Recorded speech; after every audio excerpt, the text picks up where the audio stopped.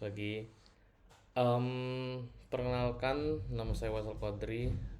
Saya di sini sebagai mahasiswa BINUS B26 untuk mata kuliah karakter building agama.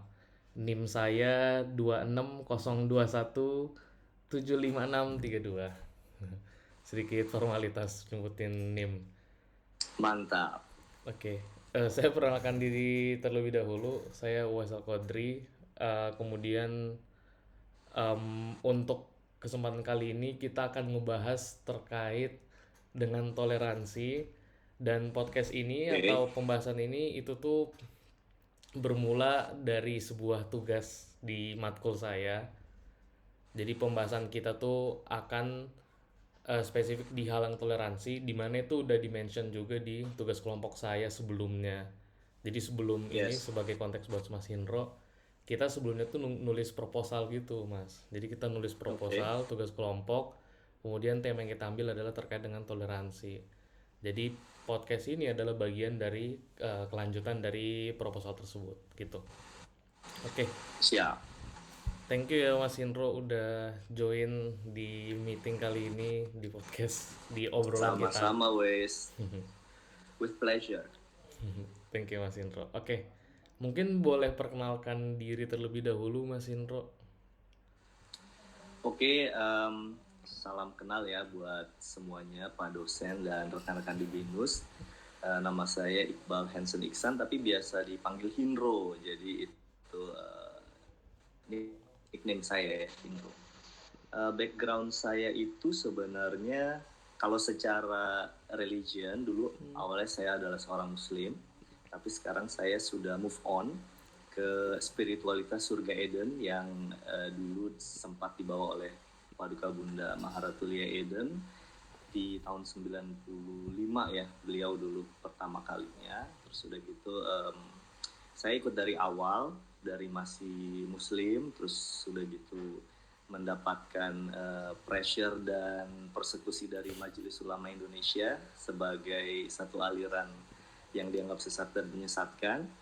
Dan sampai sekarang Eden ini tidak merekrut sebenarnya, tidak enrolling umat, karena konsepnya adalah spiritualitas surga, dan di KTP saya itu strict, tidak ada agamanya gitu. Jadi menurut peraturan pemerintah di tahun 2016 itu sudah boleh untuk umat rakyat di Indonesia yang agamanya belum diakui atau diresmikan di negara ini boleh di kolom agamanya ditulis strip ya, atau ditulis aja aliran kepercayaan gitu. Oh, Jadi menarik. background saya seperti itu. Thank you, Wes. Mungkin boleh sedikit cerita Mas soal gimana sih kegiatan sebagai penganut ajaran dari beliau, kemudian gimana daily practice-nya atau hari raya besar misalnya. Oke, jadi konsep spiritualitas surga Eden itu adalah kerajaan Tuhan di bumi. Nah, Asik. kalau misalkan dalam budaya Islam itu kan ada tagline seperti Baiti Jannati ya, jadi rumahku surgaku. Nah, itu benar-benar diterapkan di sini bahwa rumah kita itu menjadi surga kita di dunia gitu. Makanya teman-teman semua atau umat beragama itu kalau menjalankan agamanya sesuai dengan ajaran para utusannya, maka sesungguhnya dia mengalami kedamaian hati, kepasrahan diri kepada Tuhan, dan itulah esensi surga yang sesungguhnya. Jadi di spiritualitas surga Eden ini adalah muara dari agama-agama yang hari ini justru kesannya ya itu seperti memberhalakan agama. Karena kalau Oke. misalkan tidak agama A maka masuk neraka gitu ya, kalau tidak agama B maka divonis kafir gitu, atau tidak beriman sama Tuhan gitu. Padahal sebenarnya esensinya Tuhan itu menurunkan banyak jalan, seperti banyak jalan menuju Roma, banyak jalan juga menuju Tuhan. Nah, makanya Eden itu tidak merekrut. Jadi apabila teman-teman sudah memiliki keyakinan masing-masing, silahkan menjalankan sesuai dengan norma-norma yang ada di agama masing-masing. Be the best version of you di agama tersebut. maka itulah surga gitu.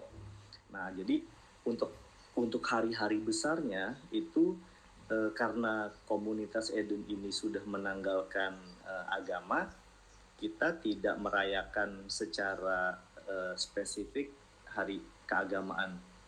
Tapi kita punya satu hari di mana semua umat beragama di zaman modern ini merayakan, yaitu 1 Januari. Jadi di New Year's itu adalah hari raya Tuhan, hari raya surga. Karena semua umat beragama bersatu untuk merayakan itu gitu. Tapi kalau saya pribadi, saya ngerayain semua gitu. Setiap ada makan-makan ya diundang, saya datang. Mantap deh. Mau ada Lebaran, mau ada Natal, mau ada Imlek, apapun. Kalau ada acara silaturahmi, saya suka diundang dan saya datang ikut merayakan gitu. Tapi secara teologi, secara spiritual, kalau di Eden tidak ada ritual keagamaan apapun. Jadi kalau saya boleh analogikan tuh kayak zaman dulu kan orang-orang berlomba-lomba membuat sesuatu yang artificial kan, kayak gula artificial, terus pewarna artificial apa segala macam. Dan sekarang orang pada tahu ternyata yang artificial itu nggak bagus ya, jadi balik ke alam. Nah, secara konstruksi keagamaan, sebenarnya para nabi dan rasul itu, utusan Tuhan itu tidak pernah membuat sesuatu yang harus gitu kan. Maksudnya mereka itu ya ada ajaran-ajaran, tapi itu tidak sebenarnya tidak serta-merta perlu diartikan hanya itu jalannya.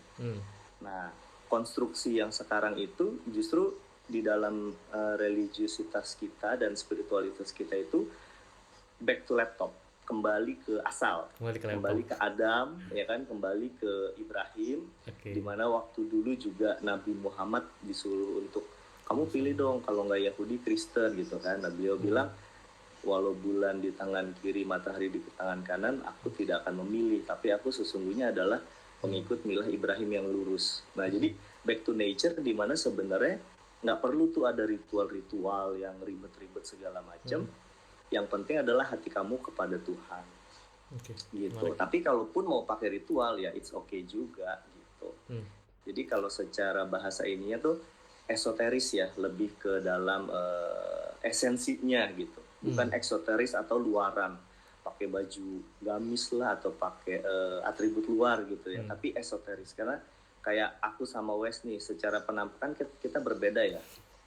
Wes ada turunan Arab ya, aku lebih ke Cina, walaupun aku Sunda Jawa gitu. Tapi sebenarnya secara eksoteris kita berbeda, ya kan? Orang Sunda juga ya. Tapi kita sebenarnya secara esoteris di dalamnya tuh sama gitu, darahnya sama merah, tulang sama putih gitu. Itu cuma penampakan luar aja, kayak gitu. Kira-kira seperti itu. Menarik. Kalau boleh tahu, kata Eden di ajaran Eden ini tuh nge-refer kemana dan inspirasinya dari mana, Mas? Atau banyak nggak di-mention di dalam ajaran Eden tuh soal maksud Eden ini seperti apa secara terminologi atau secara definisi lah? Oke, jadi Eden itu sebenarnya Bunda Lia Eden kan backgroundnya adalah seorang yang kalau boleh dibilang umi, dalam artian beliau tidak berpengetahuan agama sama sekali gitu kan. Beliau baca Quran juga nggak bisa, bacanya terjemahan gitu. Jadi baca yang bacaan Arabnya itu nggak bisa. Dan beliau itu lulusan SMA lah gitu. Jadi secara pendidikan beliau sebenarnya boleh dikatakan umi, tapi beliau memiliki background orang tua adalah tokoh Muhammadiyah gitu ya, jadi Muslim. Nah, secara spiritual tentu berarti dari lahir juga Muslim. Nah, seperti agama-agama Semitik, Yahudi, Kristen dan Islam, maka Eden ini sangat dipengaruhi oleh itu gitu. Nah, kalau di Al-Quran kata Eden itu adalah Aden kan, surga, nama surga. Nah, kalau di bahasa Indonesia atau di bahasa Latin atau di Bible itu disebutnya Taman Eden. Jadi surga di bumi. Nah, kalau misalkan teman-teman ada tahu bukunya Profesor Ariel Santos, itu dia mengarang mengenai Atlantis, the Lost Continent itu di Indonesia menurut penelitian dia. Nah, itu di situ ada tuh tulisan Eden itu di Indonesia gitu. Jadi secara bukan kebetulan, tapi ada ada pembuktian secara Gitu. ilmiah oleh seorang profesor yang menyatakan bahwa Eden itu di Indonesia. Gitu. Padahal kita nggak related, nggak kenal juga sama beliau kan. Tapi ada kata-kata seperti itu. Nah, memang juga secara dunia kan orang tahu bahwa Bali adalah paradise ya, surga dunia gitu. Nah, jadi kontinen ini memang secara historical itu memiliki sejarah-sejarah seperti itu. Bahkan ada teori-teori yang mengatakan bahwa Adam dan Hawa itu turun di bumi pertama kali di tanah Sunda. Asik, orang Sunda kita. Ya kan? Jadi despite of apakah itu benar atau enggak, tapi ada teori-teori seperti itu. Nah, jadi Eden sendiri itu sebenarnya adalah terusan dari agama Semitik Yahudi, Kristen, Islam, tapi kemudian tidak di Timur Tengah, tapi di Indonesia. Di mana di Indonesia ini ada folklore juga. Kalau di Kristen kan ada folklore raja, orang Yahudi, Yesus, ya kan. Nah, kalau di Indonesia ada folklore mengenai Ratu Adil dan Satrio Piningit. Kenapa namanya Ratu Adil? Ya karena Bunda Lia Eden itu perempuan gitu. Dalam iman kita Bunda Lia Eden adalah Ratu Adil, dan Satrio Piningitnya itu siapa? Malaikat Jibril yang mendampingi dia. Malaikat pembawa wahyu yang mengirimkan wahyu kepada semua nabi-nabi dan rasul. Nah, Bunda Lia Eden tidak pernah mengaku nabi ataupun rasul. Jadi hari ini yang menjadi utusan Tuhan adalah Jibril alaihissalam itu secara langsung. Jadi di Al-Quran itu ada ayat yang menyatakan apabila ada malaikat berjalan-jalan di atas bumi menjadi rasul. Nah, itu penggenapannya saat ini di Indonesia, dan Bunda Lia itu hanya sebagai mediator pewahyuannya gitu. Nah, jadi secara konsepsi Eden itu kurang lebih seperti itu. Dan Eden akan menjadi pusat spiritualitas dunia ini sebelum kiamat ya, karena di Eden itu menceritakan dan memperingatkan manusia untuk berdamai, untuk tidak melakukan peperangan yang bisa mengarah kepada perang nuklir, di mana kalau perang nuklir itu terjadi, maka kekiamatan di bumi yang ini akan terjadi. Seperti itu, kira-kira Wes. Wah, secara teologis langsung tergambar semua sih Mas.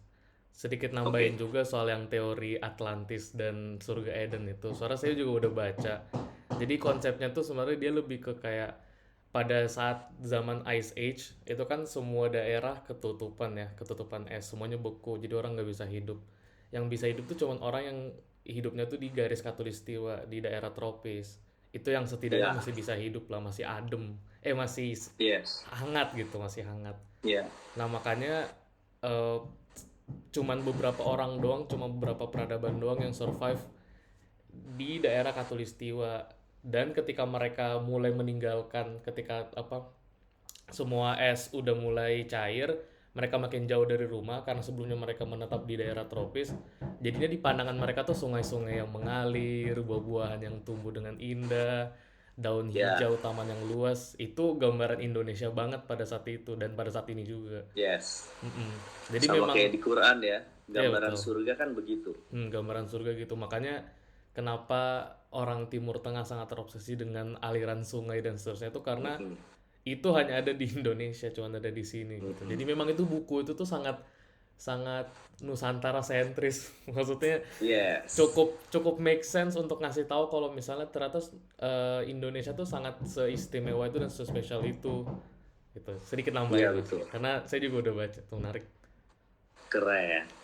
Iya, jadi Indonesia kan ada Rain of Fire ya, itu ada diliputi oleh gunung berapi dari ujung ke ujung itu. Nah, itu menyebabkan kita tetap hangat. Jadi es nggak bisa ada di sini ya. Betul, itu yang bikin orang bisa bertahan di Ice Age, kemudian baru mulai nyebar lagi ke seluruh dunia, itu mulainya dari Indonesia. Makanya ada teori Atlantis tuh di Indonesia karena nenek moyangnya itu datangnya dari Indonesia dulu pada zaman Ice Age.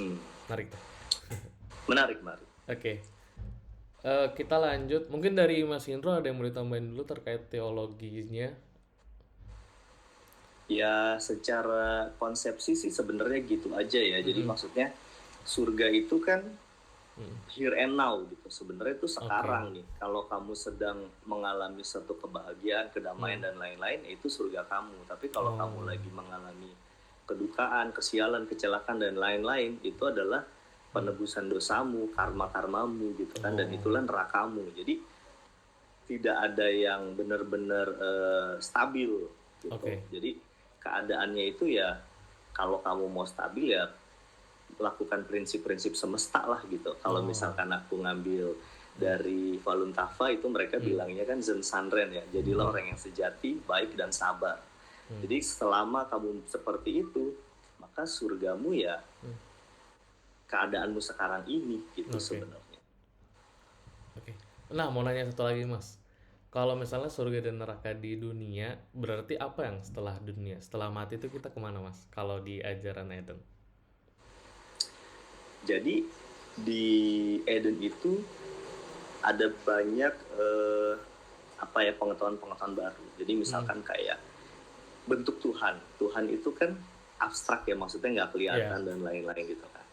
Nah di Eden itu dikasih tahu sama malaikat Jibril sebenarnya Tuhan itu ada teori jeruk sankis gitu. Jadi Tuhan itu melingkupi kita semua. Jadi bulat gitu. Tuhan yang maha bulat. Jadi melingkupi kita semua. Nah kita pun juga bagian dari Tuhan. Makanya kalau misalkan ada kayak Syekh Siti Jenar gitu ya, dia mengalami trans terus dia bilang ana al-haq gitu. Nah pada momen itu dia menyatu dengan Tuhan. Tapi di momen-momen lain belum tentu gitu kan. Nah misalkan Yesus juga terus sampai misalkan beliau anak Tuhan terus Tuhan itu sendiri gitu misalkan ya, itu di dalam sosiologis dan budaya manusia banyak orang-orang yang sebenarnya seperti itu gitu. Pada satu titik dia bisa inline gitu, ibaratnya kayak satu frekuensi lah keilahiannya, makanya bisa mengatakan seperti itu. Tapi ya nggak serta-merta selamanya seperti itu juga gitu kan. Nah so ya jadi kalau misalkan kita ngomongin Eden itu ya sebenarnya dia muara dari semua dalam kepercayaan, karena sebenarnya kan muaranya adalah surga. Nah gimana dengan kalau setelah kiamat gitu? Nah sebenarnya semuanya itu siklikal ya, nggak linear gitu. Jadi dulu waktu aku masih kecil aku pernah tanya sama papaku kan, Pah kalau Tuhan itu adil, di ajaran Islam kan Tuhan adil, kalau misalkan iya adil, kenapa ya kok orang itu nggak sama nih modal awalnya? Aku punya teman main itu dia anak perempuan, papanya dia tuh kuli bangunan, jadi tanah lantainya tuh masih tanah, dindingnya masih gedek bambu ya zaman itu gitu kan. Sedangkan rumahku udah pakai tembok, udah pakai ubin gitu. Saya bilang itu modal awalnya aja beda, Pak. Adilnya di mana gitu. Nah, itu papa dulu tiba-tiba jadi politikus. Dia jawabnya diplomatis. Dia bilang, oh kalau papa jawab sekarang kamu nggak ngerti nanti. Kalau kamu udah gede kamu ngerti sendiri gitu bilangnya. Nah, so pas udah gede gitu, pas di Eden itu ada konsepsi mengenai regulasi ruh atau reinkarnasi, itu aku baru, oh ternyata ini ya jawabannya, bahwa kehidupan itu cyclical. Setelah kita mati, kamu akan jadi orang lain wes gitu. Atau jadi binatang, atau jadi tumbuhan, atau bisa jadi apapun yang ada di muka bumi ini gitu, untuk merasakan semuanya sebenarnya. Jadi pada saat nanti end of days nggak bisa komplain, Tuhan gue kan dulu dapatnya jadi orang miskin lagi gini, sekarang gue harus masuk neraka gitu kan. Nah itu semua kita udah cobain sebenarnya. Nah ini adalah fakta, jadi bukan belief. Kenapa fakta? Karena sudah bisa dibuktikan secara ilmiah oleh orang-orang di bidang psikologi ya. Ada yang namanya hipnoterapi. Kalau lebih dalam lagi itu namanya regresi. Kamu bisa disuruh mundur 50 tahun ke belakang. Umur kamu baru 20-an kan. Nah berarti 25 tahun sebelum kamu lahir itu kamu siapa? Ada recordnya tuh kalau kamu diregresi. Oh saya ini tinggal di sini gini. Beneran itu ya? Itu ada record ya. Jadi kita tuh punya record, tapi secara sadar gini kita nggak tahu. Tapi itu perlu diregresi nama tekniknya. Nah, so kalau nanti kekiamatan terjadi di bumi, maka akan ada bumi yang baru. Jadi ini adalah bumi ke-21 menurut malaikat Jibril di pauhayannya di Eden. Jadi nanti kita akan pindah ke bumi ke-22. Nah kalau di Alkitab itu ada ayat mengenai pengangkatan ke surga gitu. Nah itu orang-orang yang baik, yang lurus itu pada saat ada kekiamatan di bumi yang ini akan diangkat ke bumi nomor 22 gitu, oleh pesawat alien. Nah jadi Eden tuh percaya alien juga. Makanya waktu itu sempat ada kan yang ujian Tuhan sama Bunda Eden, kita disuruh kumpul di Monas mau diangkat ke surga sama spaceship gitu. Tapi itu menjadi ujian ketaatan buat para pengikut Eden aja sih waktu itu. Jadi belum waktunya sebenarnya. Gitu wes kira-kira. Wow. Oh, sedikit nambahin juga Mas. Secara Ya. konsep teologi itu mirip sama ada cerita. Jadi ini tuh kayak sebuah story yang ditulis sama computer scientist lah. Tapi dia kayak bikin semacam anekdot gitu. Jadi dia bilang, jadi waktu ada seseorang mati, dia ditanya, oh jadi yang bener agama apa nih? Agama ini kah, agama itu kah, agama ini kah? Terus kata si Tuhannya, semuanya bener gitu. Terus habis itu si orang ini penasaran. Dia bilang selama hidupnya tuh dia merasakan ketidakadilan. Terus si Tuhannya bilang, sebenarnya yang tidak adil ke kamu itu adalah diri kamu sendiri. Terus yang orang ini yang waktu itu kamu bantu itu sebenarnya kamu bantu ke diri kamu sendiri. Terus dia ngejelasin kalau misalnya jadi Tuhan tuh menurunkan satu anaknya ke bumi, terus anaknya ini tuh bereinkarnasi jadi semua orang. Jadi sebenarnya saya dan Mas Indro tuh adalah satu orang. Jadi saya ini reinkarnasi Mas Indro, kemudian Mas Indro reinkarnasi saya pada saat itu, orang lain di luar sana adalah reinkarnasi saya di tempat lain. Jadi kita semua ini ada satu jiwa. Seluruh orang di Ya. muka bumi itu adalah satu jiwa, tapi datang dari masa-masa yang berbeda, datang dari tempat-tempat yang berbeda, tapi semuanya satu jiwa gitu, kayak satu jiwa yang diulang-ulang tapi bisa beda timeline karena waktu nggak relevan, tempat nggak relevan. Yang relevan tuh cuman matternya aja, cuman bentuknya aja, cuman apa jiwanya aja gitu. Nah terus katanya kenapa eh, orang ditaruh di satu dunia, kemudian mereka saling, jadi mereka berperang satu sama lain tuh suara mereka berperang sama diri mereka sendiri. Mereka membantu orang tuh karena mereka membantu untuk diri mereka sendiri. Itu tuh ada teorinya namanya the egg.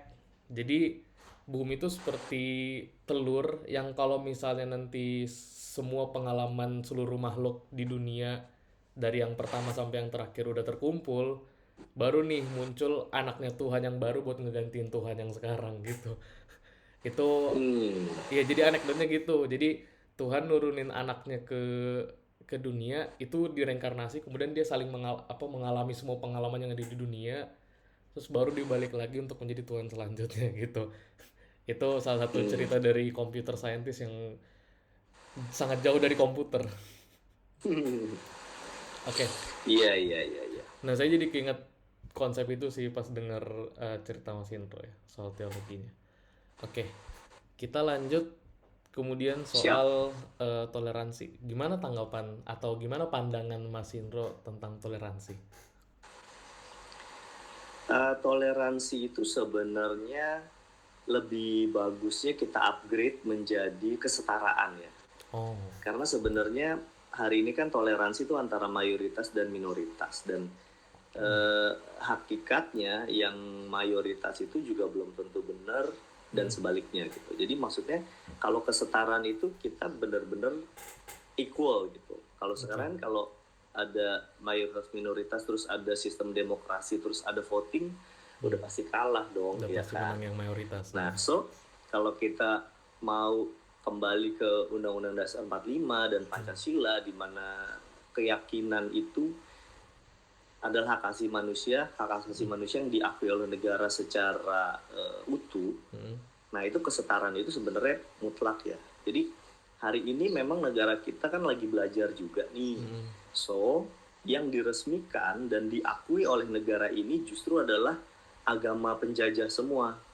Ya nggak sih? Iya, betul. Agama import semua Iya, gitu. betul. Dan agama-agama import ini sudah menjadi mayoritas dan merasa sebagai pemenang dan merasa kebenaran absolut. Padahal kebenaran absolut itu ya hanya Tuhan semata gitu. Semua adalah kebenaran relatif menurut kacamatanya dia kan. Betul. Nah, so hari ini pemerintah kita sudah mulai maju ya semenjak pemerintahan Gus Dur, karena beliau adalah seorang ulama yang luar biasa, seorang pluralis. Beliau itu kan tahun 2000 itu saat menjabat sebagai presiden mendirikan satu lembaga interfaith namanya ICRP, Indonesian Conference for Religion and Peace. Nah, aku baru-baru ini di appointed sama salah satu pendirinya, Pak Michael Utomo. Itu beliau tokoh Katolik, dulunya beliau adalah Romo, tapi sekarang sudah menjadi umat, menikah dan berkeluarga. Beliau pendiri ICRP bersama Gus Dur, hari ini usianya 81 tahun ini. Beliau ajak saya untuk jadi anggota pengurus harian di situ. Nah, di situ banyak tokoh-tokoh keagamaan yang mereka moderat dan pluralis. Jadi mereka memiliki konsepsi surga yang slightly different sama pemuka agama lain yang memonopoli surga. Gitu. Walaupun di doktrin keagamaannya ada teori-teori dan tafsiran surga hanya miliknya dia doang, tapi pemuka-pemuka agama ini cukup progresif dan mereka bisa meng-acknowledge bahwa sebenarnya nggak gitu juga kali ya. Betul. Nah, seperti Katolik ya kan, seperti Paus dan Katolik Roma itu mereka memiliki konsili Roma di mana mereka menganulir tafsiran yang menyatakan bahwa keselamatan hanya di dalam gereja Katolik. Mereka bilang keselamatan ada di luar gereja Katolik dan itu adalah hak prerogatif Tuhan. Nah, di lembaga ini ada Profesor Musdah Mulia, itu adalah guru besar di UIN Syarif Hidayatullah di Ciputat. Beliau itu juga pendiri ICRP dari awal, menjadi ketua selama bertahun-tahun, tokoh Nahdlatul Ulama juga, ulama perempuan yang memiliki gelar profesor di agama. Jadi pemikiran beliau juga anti mainstream. Jadi kalau baca-baca buku-bukunya beliau itu mencerahkan banget ya gitu. Jadi dan sangat logik sekali gitu. Misalkan ada doktrin nggak boleh nikah beda agama gitu kan, kecuali cowoknya Islam, ceweknya Kristen atau Yahudi gitu. Nah, menurut penelitiannya Profesor Musdah, nggak apa-apa karena dalam Islam itu perempuan dan laki-laki itu setara. Nah, kalau boleh perempuan juga boleh. Dasarnya apa? Setelah diteliti ternyata lebih banyak cowok muslim yang convert ke agama lain karena cinta. Karena perempuan itu lebih teguh imannya sebenarnya. Jadi lebih banyak perempuan muslim yang mengajak non-muslim masuk ke Islam. Faktanya demikian. Gitu. Jadi itu salah satunya. Terus ada Profesor Chandra Setiawan, beliau guru besar di Presiden University di Karawang apa Cikarang ya? Itu Cikarang. Yeah, Cikarang. Itu beliau adalah tokoh agama Konghucu. Jadi matakin ya, tinggi agama Konghucu Indonesia. Beliau juga salah satu founder ICRP. Beliau sekarang itu aktif di ICRP dan kemarin menjadi ketua Festival Toleransi dalam penyambutan Paus Fransiskus di tahun lalu ya, datang ke Indonesia. Jadi di sini ada tokoh Ahmadiyah juga, ada Pak Ponto gitu, terus ada tokoh dari Sunda Wiwitan. Itu ya, jadi banyak sekali, ada Ibu Dewi Kanti gitu kan. Nah, jadi ada tokoh-tokoh dari Sikh, agama Sikh ya, Pak Amardip. Terus ada tokoh dari Bahai. Nah, Bahai itu adalah agama ketujuh yang diakui di Indonesia, tapi hari ini belum diresmikan. Jadi 2014 sudah diakui di Indonesia agama Bahai. Jadi ada 7. Ada 6 yang sudah resmi, Konghucu yang diresmikan sama Gus Dur, yang ke-7 itu Bahai. Nah, Bahai ini juga adalah terusan daripada Islam ya, karena nabinya itu atau tokoh pendirinya adalah orang Islam, Syiah. Gitu, Bahaullah. Seperti itu. Jadi toleransi itu ya kesetaraan sebenarnya. Seperti juga terjadi kesetaraan gender seperti itu ya. Betul.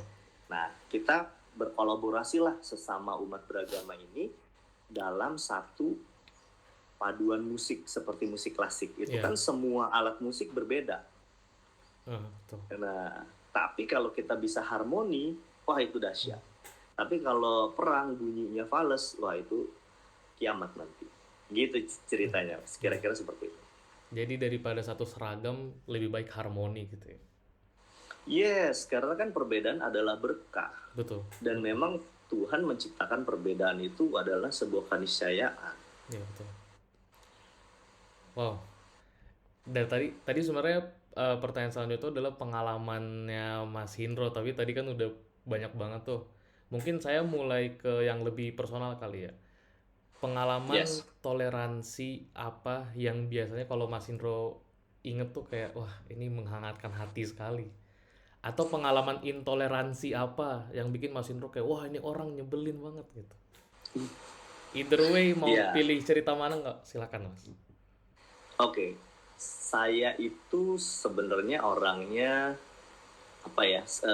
Saya mengidolakan Gus Dur banget ya karena beliau orangnya Iya. sangat humoris tapi sangat intelektual dan very pluralis ya kan. Jadi dia bapak pluralisme Indonesia lah. Jadi saya juga kalau dari lahir juga kayaknya kayak Gus Dur gitu. Saya senang humor gitu-gitu. Saya kalau dihujat, kalau dikata-katain gitu, saya juga nggak pernah marah yang gimana, tapi saya bikin Jadi bercandaan. Jadi bercanda orang aja. yang ngatain saya ikut ketawa gitu Betul. kan. Maksudnya bisa aja lu jawabnya gitu kan. Nah. Nah jadi ada satu pengalaman toleransi sekaligus intoleransi waktu saya kuliah di STAN. Oh, Waktu itu sekaligus. saya kuliah di Sekolah Tinggi Akuntansi Negara di Nah. mana eh 90% or more itu muslim ya dan banyak yang mereka alirannya salafi gitu. Jadi Di Bintaro ini Mas muslim ya? garis. Kenapa? Di Bintaro kan? Iya di Bintaro. Itu saya kuliah 2001 sampai 2004. Oke. Alirannya salafi jadi juga bukan orang Islam yang pluralis ya, mereka sangat garis keras gitu ya kan. Dan eksoterisnya tuh kuat banget gitu. Secara luar penampilan fisiknya kelihatan Kelihatan ciri-ciri. banget Mas. Nah, betul. Nah, jadi satu kali saya punya dosen, ini umurnya udah 70-an gitu, lulusan Birmingham University di Inggris ya. Boleh. Terus saya masuk kelas itu, oh ini saya lagi D4 deh, 2006 berarti. Terus masuk, saya kelas jam 10 saya telat lah setengah jam, jam setengah 11 saya baru datang gitu. Nah dosen ini kalau ngomong pakai bahasa Inggris terus gitu kan, terus dia bilang, why are you late gitu kan. Ya sorry sir, aku ketiduran gitu ya kan. Loh emang kamu nggak sholat subuh gitu kan, intinya kan. So aku bilang enggak sir. Terus langsung satu kelas nengok gitu kan. Oh. Satu kelas nengok ke gue gitu, ini anak nggak sholat subuh ngaku lagi gitu. Terus udah gitu dia bilang, kenapa kamu nggak sholat subuh, emang agama kamu apa gitu kan, dia bilang. Terus aku bilang, iya aku nggak beragama gitu. Aku nggak beragama tapi aku berbuat baik lah intinya gitu kan. Jadi aku hari ini tidak beragama intinya gitu. Iya betul. Terus aku udah siap-siap dong, wah gue bakal dapet ceramah nih gitu kan. Ternyata si dosen ini malah ngomong gini, oh that's good for you if you have a choice in your life, that's good, keep it up, just be good in your life ya kan, and then keep the love ya kan, spread the love to others, it's okay. Terus dia ceramah buat seisi kelas, so religion itu adalah asasi bla bla bla gitu kan, gak apa-apa kalau kamu mau berbeda gini. Jadi teman-teman sekelas gue tuh merasa tidak puas ya, harusnya gue yang diceramahin, kenapa mereka yang diceramahin. Padahal itu udah Karena jawaban si paling dosen bagus ini, sih. iya karena si dosen ini kan udah pergi ke Inggris gitu kan, dia pernah merasakan menjadi minoritas gitu-gitu ya. Nah jadi dia mungkin pengalaman itu ya, walaupun banyak juga sih orang yang keluar negeri tetap intoleran banyak juga gitu. Nah udah selesai kelas, pas mau kelas berikutnya di tangga gitu ada satu temen itu nyamperin aku, tentu dia sangat salafi ya dengan keningnya yang agak menghitam, dengan jenggot panjangnya dan celananya yang ngatung. Terus dia bilang gini, jadi antum agamanya apa gitu. Aduh pakai antum lagi jelas banget. Iya. Anda nggak beragama ya akhi, Anda pengikut Eden, Bunda Lia Eden. Anda udah masuk Sorry Mas, surga. itu udah ngikut Eden waktu itu Mas.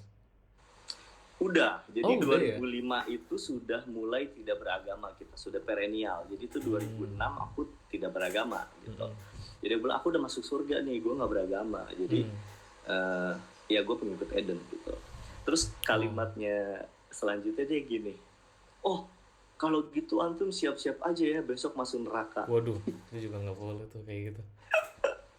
Terus gue yang rada-rada shock sambil oh ya oke. Gue bilangnya gitu doang, oke. Aduh, sedih banget dengernya. Nah, Nah ya itu kan pemahamannya beliau begitu karena guru-guru ngajinya seperti itu kan. iya. Makanya aku suka bilang kamu jangan salah pilih pemuka agama deh ya kan. Kan guru Betul. agama banyak yang baik-baik, kenapa sih pilih yang Mm-mm. apa namanya scarcity? Itu namanya punya pola pikir scarcity kan, kelangkaan gitu loh. Padahal dunia ini abundance, Tuhan itu abundance. Allah sendiri bilang di Islam, surga itu seluas langit dan bumi.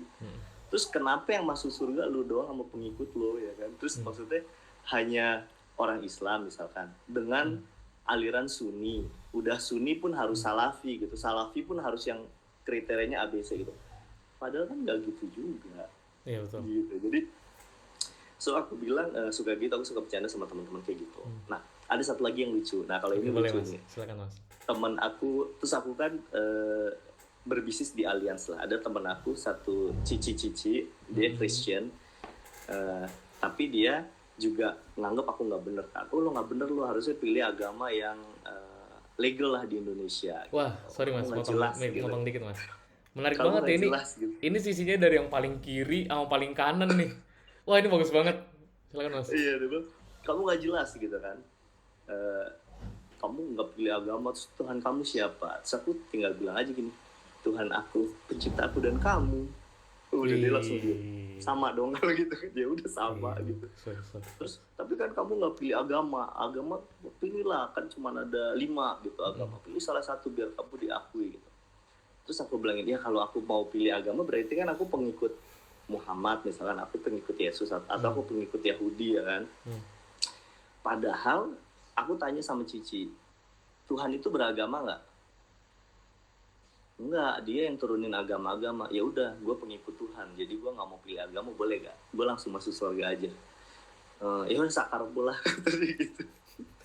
Dia orang Chinese Jawa, jadi dia iya juga ya gitu kan. Jadi logik sih pilihannya dia nih gitu ya. Tapi gue ya gimana gitu kan. Nah pas yang Bunda Lia waktu itu minta izin sama Ahok buat di Monas nurunin UFO segala macam, itu juga kan muncul tuh di headline. Wah kita komunitas ada ngumpul di Monas nggak dijemput gitu kan. Terus pas masuk kantor dia gini, Bang Gendem ngapain lu di Monas gitu kan. Nungguin apa lu, dasar sinting gila gitu. Tapi dia ngomongnya sambil ketawa-tawa sambil sinis gitu. Terus aku bilang gini, ya elah Ci, santai aja, kenapa sih? Kok santai, kamu kayak gitu, ngapain gitu, nggak ada kerjaan gitu kan. Terus aku bilang gini, Ci, aku cuma mau tanya satu sama Cici. Apa? Cici pernah naik pesawat gak? Pernah lah. Suka delay gak? Delay lah. Lah iya itu pesawat. Ini UFO Ci, delaynya kita nggak tahu sampai kapan, jadi kita pulang lagi. jadi dia, oh gendeng tenanan iki bocah. Wow. Gitu ceritanya.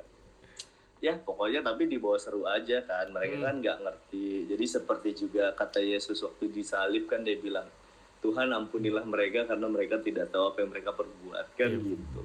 Kita yang sudah tercerahkan senyum-senyum aja. Kalau kata Gus Dur gitu aja kok repot. Betul. Lucu banget. Oke mas, satu konklusi. Yes. Pertanyaannya adalah, menurut Mas Indro toleransi yang ideal apa? Nah, toleransi yang ideal itu ya kayak tadi aku bilang, seperti di dalam satu musik simfoni, semuanya pasti berbeda-beda, ya kan? Partiturnya berbeda, timingnya berbeda, apapunnya semuanya berbeda. Alat musiknya yang satu dari logam, satu dari kayu, satu dari ekor kuda misalkan. Pokoknya semua itu berbeda-beda. As long as semua pemuka agamanya itu bisa harmoni, ya kan? Baca partiturnya yang benar, terus nurut sama satu dirigen. Nah dirigen itu ya pemerintah lah ya kan. Pemerintah bilang, yuk toleransi, yuk ya kan, laksanakan Pancasila dengan benar. Nah itu maka sebenarnya Indonesia ini benar-benar bisa jadi surga dunia. Dan memang hari ini faktanya ya, walaupun juga masih banyak kasus-kasus intoleransi, tapi untuk negara-negara Timur Tengah dan banyak negara-negara di dunia dengan konflik-konflik horizontal karena agama ataupun karena suku dan lain-lain, itu Indonesia sebenarnya masih bisa dijadiin contohan sih sampai sekarang gitu. Nah, terus perlu dipupuk di sekolah-sekolah mengenai cinta kasih gitu ya, pelajaran mengenai toleransi ini di anak-anak dari mulai TK. Jadi dan sekolah-sekolah itu kalau menurut aku kan sekarang ya boleh aja sih ada sekolah Islam, sekolah Kristen gitu-gitu. Tapi perlu ada sekolah nasional di mana semuanya nyampur di situ. Karena kalau ada eksklusivitas, terus ada satu guru yang ngajarin kebencian, wah itu udah rusak deh susu sebelanga. Tapi kalau sekolahnya itu nasional dan di satu kelas itu ada banyak ragamnya agama-agama dengan suku-suku yang bermacam-macam gitu ya. Seperti waktu aku dulu kecil, aku sempat ikut mamaku ke Australia, kelas 3 SD itu, satu kelas tuh semua ras ada di situ. Iya betul. Dan Itu indah sih kayak gitu. Ya ada orang Spanyol, ada orang Hispanik, ada orang apa namanya dari New Zealand, dari Iran, dari Sri Lanka. Jadi aku satu kelas itu isinya macam-macam gitu. Nah makanya pas aku pulang ke Indonesia terus dapat pelajaran agama, guru agama aku bilang non muslim masuk neraka, itu aku langsung konslet. Aduh, gue nggak bisa reuni nih sama teman-teman gue di Sydney nih waktu itu nih. Jadi aku mencari sesuatu yang lebih logis gitu. Kalau cuman Islam doang yang masuk surga, aku bilang Tuhan jahat banget ya. Kenapa nggak semua orang aja jadi orang Islam gitu? Karena once you are Christian, most likely lu sampai mati Kristen. Karena kalau lu murtad, lu pasti dibuang keluarga lu dan lain-lain gitu. Jadi nggak mungkin orang pindah agama, itu kemungkinannya cuma 0,0000 sekian persen lah. Seperti itu.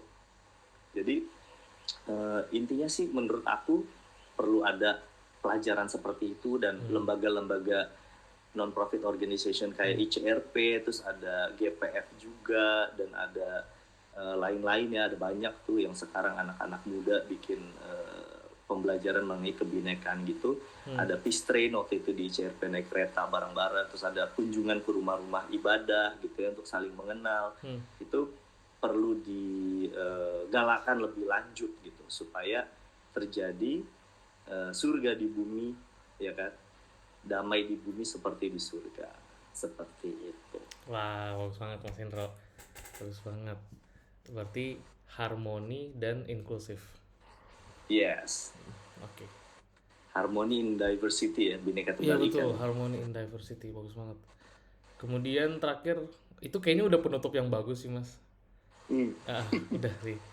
Thank you Mas Indro untuk kesempatannya, untuk waktunya, dan juga untuk materi yang diberikan.